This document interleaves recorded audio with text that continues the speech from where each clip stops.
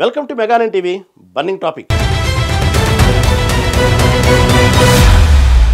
తమిళనాడు రాజకీయాల్లో మురుగా భర్తడ్గల్ మానాడు రాజకీయాల్లో చర్చనీయాంశంగా మారింది.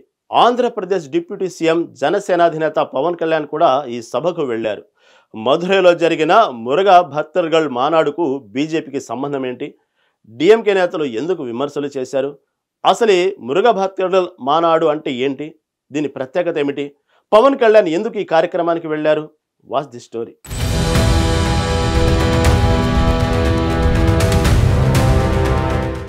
ది హిందూ మున్నాని, విశ్వ హిందూ పరిషత్, బీజేపీతో సహా ఇతర హిందూ సంస్థలు సంయుక్తంగా నిర్వహించిన ఆధ్యాత్మిక సమ్మేళనమే మురుగ భక్తర్గల్ మానాడు. జూన్ 22న మదురైలో ప్రారంభమైంది. తమిళనాడులో అత్యంత ఆరాధనీయమైన దేవుడైన మురుగన్ భక్తులను ఏకం చేయటం, సనాతన ధర్మాన్ని పరిరక్షించటం, హిందూ ఐక్యతను ప్రోత్సహించడం లక్ష్యంగా ఈ కార్యక్రమం ఏర్పాటు చేశారు. మధురైలో ప్రారంభమైన ఈ కార్యక్రమంలో 5 లక్షల మంది భక్తులు పాల్గొన్నారని అంచనా.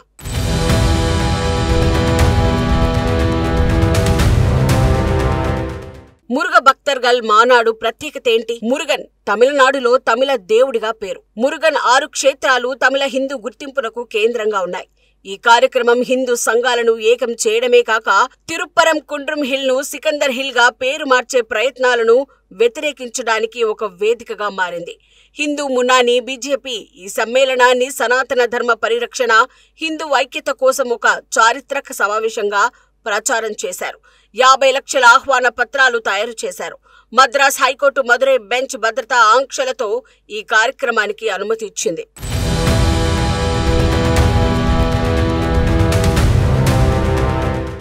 పవన్ కళ్యాణ్ ఎందుకు వెళ్లారు?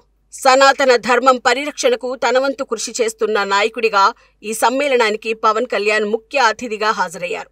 ఇటీవల తమిళనాడులో మురుగన్ 6 క్షేత్రాలను పవన్ దర్శించుకున్నారు.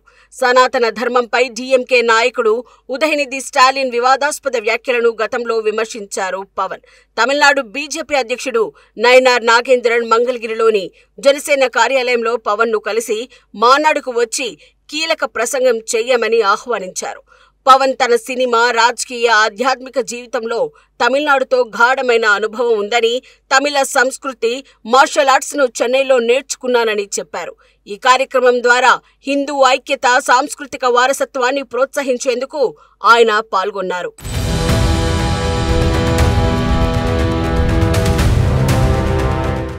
తమిళనాడు కార్యక్రమాలకు పవన్ కళ్యాణ్ ను ఎందుకు పిలుస్తున్నారు? పవన్ కళ్యాణ్ తెలుగు సినిమా స్టార్ గా తమిళనాడులో పాపులర్.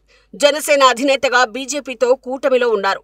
2024 ఎన్నికల్లో ఆంధ్రప్రదేశ్లో ఎన్డీఏ విజయంలో ఆయన కీలక పాత్ర పోషించారు. బీజేపీ తమిళనాడులో తన ప్రభావాన్ని పెంచుకోవడానికి పవన్ స్టార్ పవర్, సనాతన ధర్మంపై ఆయన గట్టి వైఖరిని ఉపయోగించుకుంటోంది. గతంలో తిరుపతి లడ్డూ వివాదంలో ఉదయనిధి స్టాలిన్ సనాతన ధర్మ వ్యాఖ్యలపై పవన్ బలంగా స్పందించారు. ఇది తమిళనాడులో హిందూ భావజాలంతో ముడిపడిన ఓటర్లను ఆకర్షించింది. బీజేపీ 2026 తమిళనాడు ఎన్నికల్లో ఎన్డీఏ కూటమిని బలోపేతం చేయడానికి పవన్ ను ఒక వ్యూహాత్మక ఆస్తిగా భావిస్తోంది.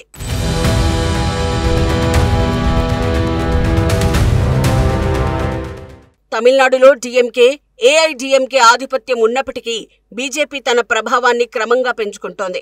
2024 లోక్సభ ఎన్నికల్లో బీజేపీ ఒంటరిగా పోటీ చేసి 11.24% ఓట్ షేర్ను సాధించింది. కానీ ఒక్క సీటు గెలవలేకపోయింది. డిఎంకే కాంగ్రెస్ కూటమి 39 సీట్లలో 22 గెలిచింది. బీజేపీ మురుగన్ వంటి తమిళ దేవతలను, సాంస్కృతిక గుర్తింపును ఉపయోగించి హిందూ ఓటర్లను ఆకర్షించే వ్యూహం అనుసరిస్తోందని విశ్లేషకులు అంటున్నారు. మురుగ భక్తర్గల్ మానాడు వంటి కార్యక్రమాలు బీజేపీకి రాజకీయ, సాంస్కృతిక వేదికగా మారాయి. డిఎంకే ఈ కార్యక్రమాన్ని మత విద్వేషాలను రెచ్చగొట్టే రాజకీయ ఎత్తుగడగా విమర్శించింది.